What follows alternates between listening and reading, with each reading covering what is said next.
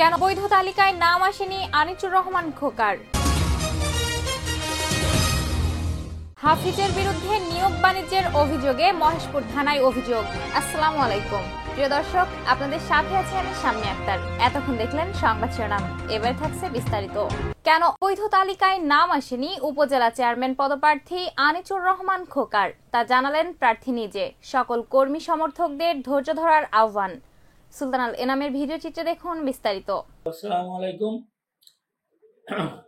আপনার মিডিয়া এবং জনগণের উদ্দেশ্যে বলতে চাই যে আমি প্রায় 3.5 মাস যাবৎ এই ঝিনাইদহ সদর উপজেলা নির্বাচনের কার্যক্রম করে যাচ্ছি 17 ইউনিয়ন এবং পৌরসভা দিয়ে। আমার গত 9 তারিখে ঈদের আগে আমি ট্রেজারি করি 1,13,000 টাকা।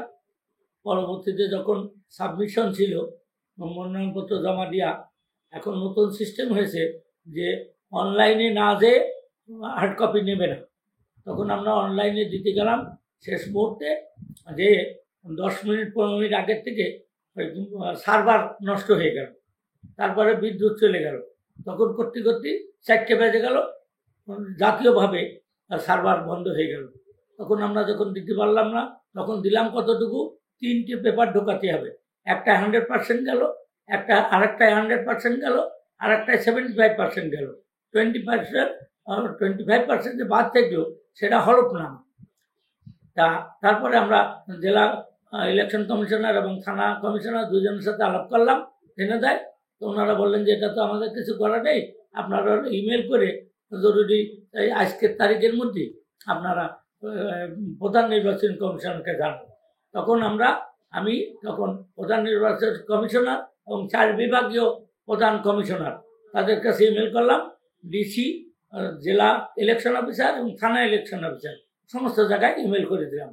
দেওয়ার পরে ঢাকাতে যোগাযোগ করে জনৈক Momin Sarkar, one of the director of election commissioner, ওনার সাথে আলাপ হলো, উনি যাওয়ার কথা বললেন। তখন আমরা গেলাম, ওনার সাথে দেখা করার পরে বললো যে আমরা চেষ্টা করেছিলাম এখান থেকে সমাধান করার জন্য, কিন্তু আইনগতভাবে বাধা, হাইকোর্টে রিট করলেই সাথে সাথে আপনাদের এটা হয়ে যাবে। তখন আমরা হাইকোর্টে যাই, রিট করলাম। সাবমিশন করার পরে ওনারা বললো যেহেতু হয়ে যাবে আপনারা যান ইলেকশন করেন গে, আমরা 2-3 দিনের মধ্যে চিঠি পাঠিয়ে দিচ্ছি। আপনার নমিনেশন মার্কা বিতরণ আগেই 23 তারিখে মার্কা বিতরণ, 21 তারিখে আমাদের চিঠি এসে যাবে। এইভাবে আমাদেরকে ফাইনাল করে দিলে আমরা এসে কার্যক্রম শুরু। জনাব আনিসুর রহমান খোকা, তার মানে জল্পনা কল্পনার অবসান ঘটিয়ে আপনি উপজেলা নির্বাচনে উপজেলা চেয়ারম্যান হিসাবে প্রতিদ্বন্দ্বিতা করছেন ইনশাল্লাহ, তাই তো? জি ইনশাআল্লাহ। অনেক জনগণই বলছেন যে আপনি হয়তো নির্বাচনে যাবেন না, অনেক গুঞ্জন উঠেছে। তাদের উদ্দেশ্যে আপনার শেষ বক্তব্যটা কি আছে? কথা তো কোনো প্রশ্নই নাই, তবে কিছু প্রতিপক্ষ আছে, তারা এই সমস্ত বিভিন্ন ঘটনা ঘটাচ্ছে। এটা কোনো আমার দেখার বিষয় না। আল্লাহর রহমত থাকে, আমার আল্লাহর হুকুম হয়, অবশ্যই আমি নির্বাচনে অবতীর্ণ হব এবং আল্লাহর রহমত থাকলে জয়লাভ করব। আনিসুর রহমান খোকা, আপনার নির্বাচনে কি কোনো চ্যালেঞ্জ দেখছেন? না, আমি প্রতিপক্ষ যা দেখছি তা বলতে নেই, নিজের কথা বড় করে বলতে নেই, তবু আমার সমকক্ষ আমি কাউকেই দেখছি না।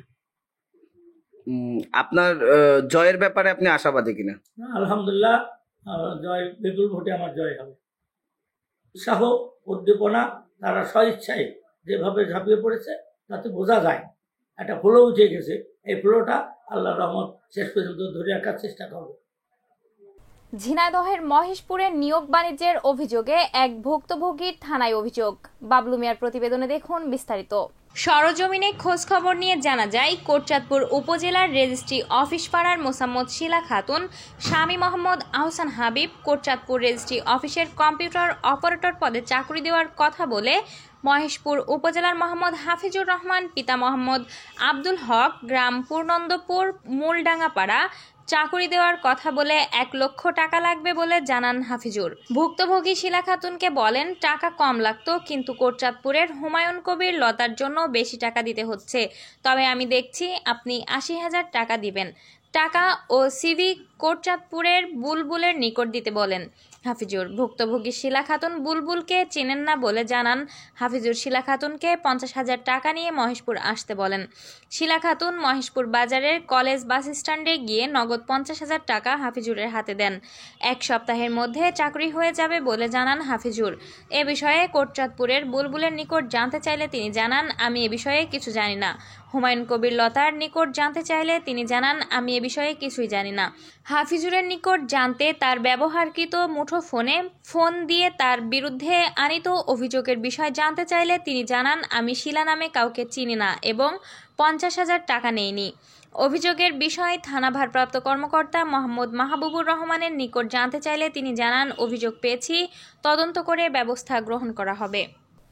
প্রিয় দর্শক, এতক্ষণ দেখলেন বর্তমান ঝিনাইদহ টিভির রাতের সংবাদ। বর্তমান ঝিনাইদহ টিভির সর্বশেষ সংবাদ সবার আগে পেতে ভিজিট করুন bjtv24.com এই ঠিকানায় এবং আমাদের official Facebook page BJTV news ও YouTube channel Bartaman Jhenaidah TV. Subscribe, like, comment, share করে সাথে থাকুন। এতক্ষণ সাথে থাকার জন্য ধন্যবাদ সবাইকে। শুভরাত্রি।